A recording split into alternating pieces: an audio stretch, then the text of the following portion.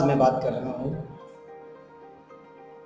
संस्कृत के मूर्धन्य कवि, श्रेष्ठ कवि महात्मा भर्तृहरि के बारे में। वैसे तो संस्कृत साहित्य वैदिक से लेकर के आधुनिक संस्कृत साहित्य, जो कि विपुल साहित्य है, वैज्ञानिक साहित्य है, हर प्रकार से लोगों के कल्याण की भावना रखता है, लोगों का कल्याण करता है। संस्कृत साहित्य किसी जाति विशेष के लिए नहीं है, अपितु वह साहित्य संपूर्ण मानव जाति के लिए है। इसीलिए संस्कृत के जितने भी विद्वान हैं, सब जगह जगह उपदेशात्मक तथ्यों कहते हैं, मानव कल्याण की बात कहते हैं। तो महात्मा भर्तृहरि के बारे में हमें विषय में चर्चा करनी है कि उनका जीवन के विषय में ऐसा माना जाता है कि महात्मा भर्तृहरि एक ब्राह्मण के पुत्र, जिनकी माता शूद्रा थी और विक्रमादित्य के भाई थे। महाराज भर्तृहरि जो कि न्यायप्रिय राजा थे, अपनी प्रजा के कल्याण के लिए निरंतर चिंतन करते रहते थे। एक न्यायप्रिय राजा होने के साथ साथ वो एक अच्छे पति भी थे। एक लोक कथा के आधार पर उनके जीवन के विषय में कथा प्राप्त होती है कि महाराज भर्तृहरि अपने राज्य का संचालन सुचारू रूप से कर रहे थे। उनकी पत्नी थी जिसका नाम था पिंगला। उनकी पत्नी जो पिंगला थी, उस पिंगला से राजा भर्तृहरि, महाराज भर्तृहरि बहुत प्रेम करते थे, अटूट प्रेम, विश्वास था। लेकिन पिंगला उनको बहुत ज्यादा प्रेम नहीं करती थी। उसने कभी ऐसा एहसास भी नहीं होने दिया कि वो महाराज भर्तृहरि को प्रेम नहीं करती। लेकिन भर्तृहरि इतना विश्वास शायद अब तक के जीवन में किसी पर इतना विश्वास नहीं किया जितना कि पिंगला पर करते थे। समय व्यतीत होता गया। एक बार महाराज भर्तृहरि जंगल में जा रहे थे तो एक ऋषि मिले और ऋषि ने उनको एक दिव्य फल प्रदान किया और कहा कि महाराज, ये जो दिव्य फल है इसको आप खाइए, और आप जब इस फल को खाएंगे तो आप लंबे समय तक युवा बने रहेंगे। तो महाराज ने वो फल प्राप्त कर लिया, लेके घर आ गए। और चूंकि वो रानी से बहुत प्रेम करते थे, मुझे लगता है कि इतना प्रेम शायद ही कोई करता हो। उस दिव्य फल को स्वयं ने नहीं खाया और रानी पिंगला को दे दिए और कहा, प्रिय, ये फल आप खा लीजिए, क्योंकि मैं आपसे बहुत प्रेम करता हूं और मैं चाहता हूं कि आप लंबे समय तक युवा बने रहें। पिंगला ने उस फल को सहर्ष स्वीकार कर लिए और कहा कि मैं ठीक है महाराज, मैं स्नान ध्यान करके मैं इस फल को खा लूंगी। अब क्या होता है, पिंगला चूंकि राजस तो प्रेम, वास्तविक प्रेम नहीं करती थी। वो जो रानी थी, वो चरित्रहीन रानी, अपनी ही सेना के एक अधिकारी से प्रेम करती थी। अब उस फल को लेकर के वह रानी पिंगला उस अधिकारी के पास पहुंच जाती है और कहती है, प्रिय, मैं तुमसे बहुत प्रेम करती हूँ। राजा भर्तृहरि से?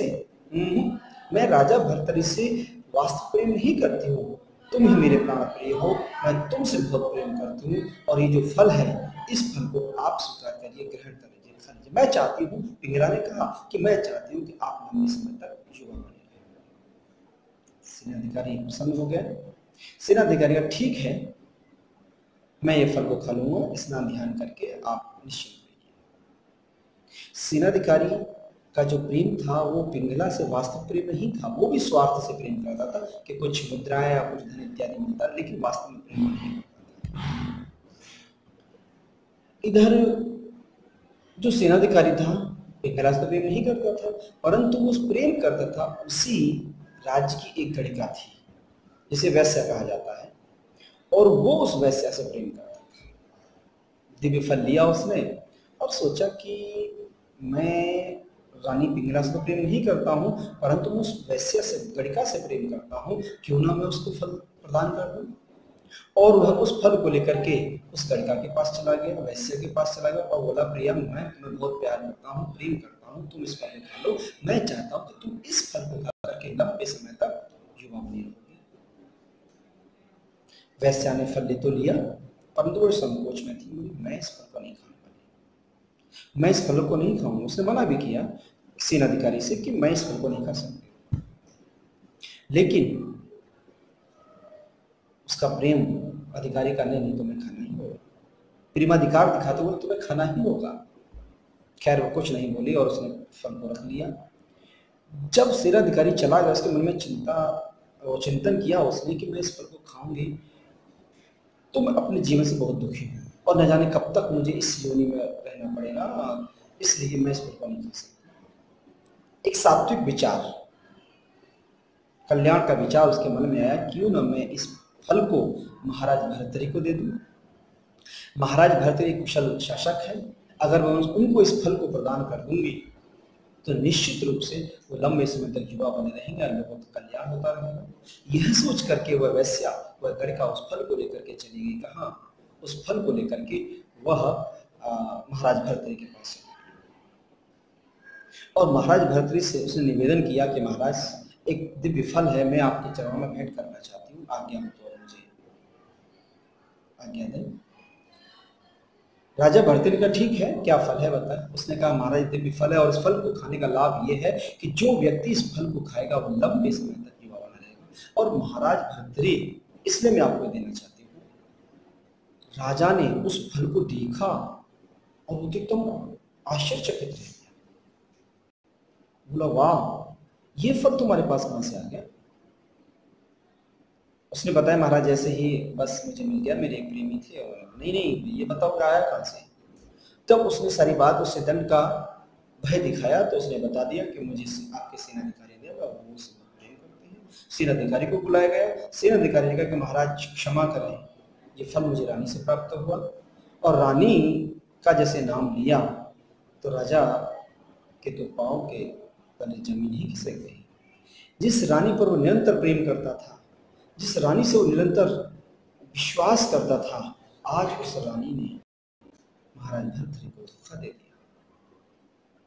अब तो राजा का इस संसार के प्रति प्रेम, रानी के तो प्रति प्रेम गया ही, साथ में संसार के प्रति मोह नहीं रहा, संसार से प्रेम ही छूट गया। और तब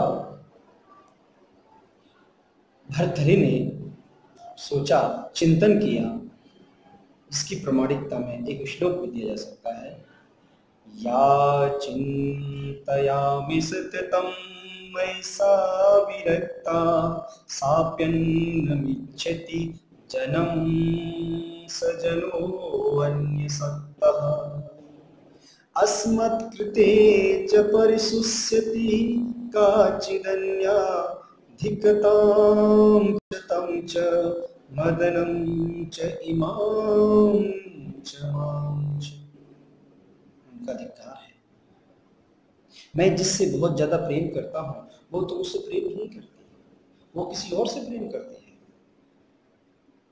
और यही नहीं कि वो व्यक्ति उससे प्रेम करे, वो भी किसी और से प्रेम करता है। धिक्कार है, मुझको धिक्कार है, उस व्यक्ति को और कामदेव को धिक्कार है। अर्थात इस तरह से भाव मन में आया और बस वो राज्य छोड़ करके जंगल चले गए और अपने भाई विक्रमादित्य को राज्य देकर के और वो संत महात्मा हो गए। तब जाके उन्होंने एक वैराग्य शतक लिखा। तो इस तरह से मित्रों, ये जो महात्मा भर्तृहरि की जो जीवन की कहानी है, लोक कथा पर आधारित है, लोक कथा पर प्रचलित है। और लेकिन उनका जो नीति शतकम है एक ऐसा ग्रंथ है जो किसी व्यक्ति विशेष, किसी धर्म विशेष, किसी जाति विशेष के लिए नहीं, अपितु तो समग्र मानव जाति का कल्याण करता है। अगर कभी अवसर मिले तो इसको आप अध्ययन करिए। धन्यवाद मित्रों।